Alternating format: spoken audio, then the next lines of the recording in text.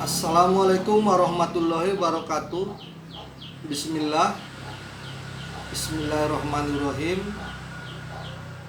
Hari ini kita mencoba membahas tentang tingkatan dan teknik pemberian obat-obatan. Nah, ini juga nanti sangat penting kita pahami ya. Yang pertama nanti tingkatannya, kalau nanti penyakitnya masih di kulit atau penyakitnya masih di luar, ini biasanya serangan dari luar ya, atau serangan PPL, atau sering disebut itu serangan penyebab penyakit luar. Ini nanti kebanyakan berkaitan dengan angin atau serangan angin, baik serangan angin dingin, angin panas, angin lembab, angin kering ya. Maka nanti tekniknya cukup dihangati saja badannya, dihangati. Terus nanti kalau mau dikerok juga boleh ya, karena posisi penyakit masih di luar. Nah, kalau mau pakai obat nanti bisa pakai obat-obatan, obat-obat godokan juga bisa ya. Nah, di sini juga sering berperan itu obat-obat bumbu dapur juga bisa. Nah, pertanyaannya nanti, apa yang dimaksud dengan obat-obat bumbu dapur? Ialah obat-obat yang ada di dapur, obat yang tidak boleh keluar dari dapur ya. Nanti obat-obat bumbu dapur itu ialah obat-obat yang adanya di dapur, yang tidak boleh keluar dari dapur ya.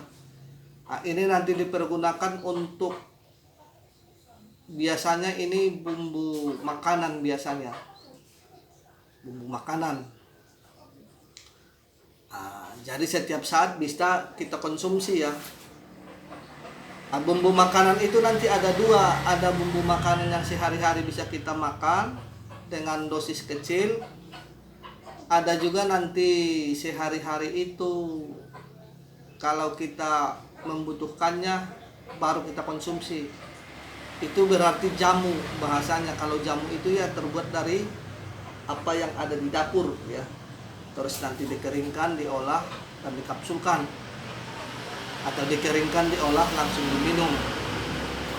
Nah, itu nanti bisa kita lakukan bila nanti penyakitnya masih di luar atau masih di kulit. Nah, itu biasanya bahasanya penyakit itu masih stadium 1. Kalau nanti penyakitnya sudah dari kulit masuk ke dalam, ke otot, maka tekniknya akan berubah sedikit ya. Bisa nanti kita kerok ya, bisa nanti kita hangati tubuhnya juga bisa, dengan memakai nanti baju yang kering ya, atau pakai selimut juga bisa. Terus nanti bisa kita diurut juga bisa, dipijit juga bisa. Karena apa? Karena penyakit itu sudah berada di otot.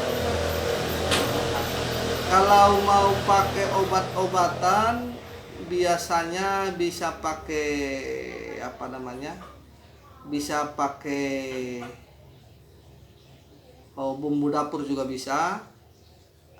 Ini agak setengah-setengah nih ya, bumbu dapur ya, sebagian bisa sebagian tidak ya.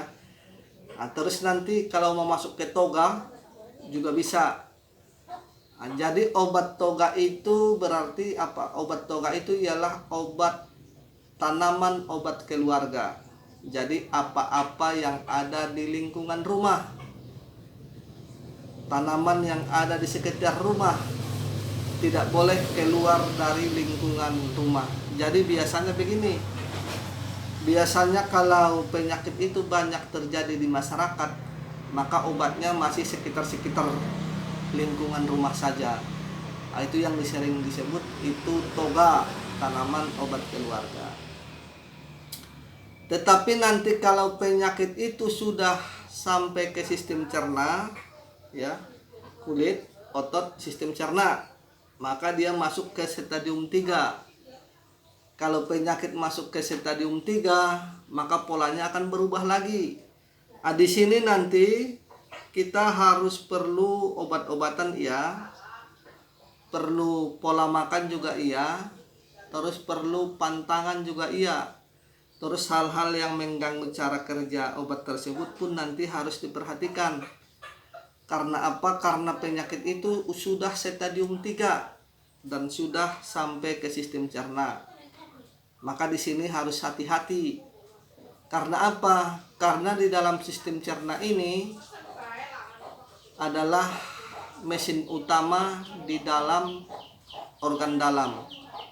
Jadi kalau sistem cernanya sudah bermasalah, maka itu harus benar-benar diperhatikan.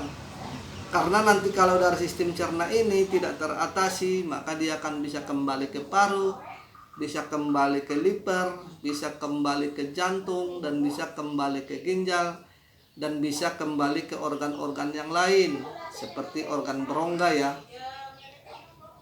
Jadi karena sistem cerna ini sangat vital sekali, maka obatnya itu pun nanti bisa kita pakai, nanti bisa pakai obat-obat. Ini kelasnya sudah berubah nih, ini kelasnya nanti sudah agak berat, maka kita bisa pakai obat-obat ramuan, bisa kita pakai obat-obat kimia, dengan catatan nanti sesuai dengan yang kita butuhkan ya. Nah, ini tingkatannya. Yang keempat nanti itu kalau penyakit itu nanti sudah sampai ke sumsum dan tulang ya, maka bahasanya profesor hebat pun tidak bisa berbuat apa-apa. Ini stadium 4 ya. Jadi kalau sudah penyakit itu masuk ke stadium 4, maka profesor hebat pun tidak bisa berbuat apa-apa. Maka bahasanya itu pun banyak-banyaklah berdoa ya, kalau sudah stadium 4. Nah, nanti tingkatannya di sini kalau sudah stadium 4 itu sebaiknya biasanya begini teknik polanya. Maka kalau sudah penyakit itu sampai ke sumsum dan ke tulang, maka semua obat itu dilepas. Biasanya kalau kita penanganannya di klinik seperti itu, obatnya dilepas dulu semua. Maka kita kerjakan dulu bagaimana organ itu bisa bekerja kembali seperti biasanya. Nah, maka nanti selama nanti organ itu belum kuat, maka obat itu jangan dulu dimasukkan, dicoba dulu dia dipulihkan kembali seperti itu ya. Nah, itu tingkatannya. Tapi ada nanti penyakit itu yang stadium 3, lebih dari stadium 3 tapi tidak nyampe ke stadium 4 ataupun stadium 4 ya. Nah, itu biasanya berkaitan dengan benjolan biasanya, atau berkaitan dengan teknik operasi ya. Jadi nanti teknik operasi itu dilakukan bila nanti permasalahan penyakit itu sudah darurat. Jadi kalau permasalahan penyakit itu belum darurat, maka biasanya itu teknik buat pengangkatan sesuatu itu dari tubuh kita itu tidak boleh. Jadi prinsipnya sih harus darurat dulu baru dilakukan teknik operasi. Maka inilah nanti tingkatan-tingkatannya. Ini juga memang harus perlu kita pahami ya. Jadi nanti rumusnya, kalau penyakit masih di kulit cukup dihangati. Kalau penyakit sudah nyampe ke otot, tekniknya akan berubah.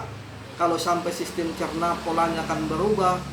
Nanti kalau penyakit sudah sampai ke sumsum tulang, maka profesor hebat pun tidak bisa berbuat apa-apa. Maka banyak-banyaklah berdoa. Jadi cukup sampai di sini dulu pembahasan kita tentang tingkatan dan pemberian obat-obatan. Wabillahi taufiq wal hidayah. Assalamualaikum warahmatullahi wabarakatuh.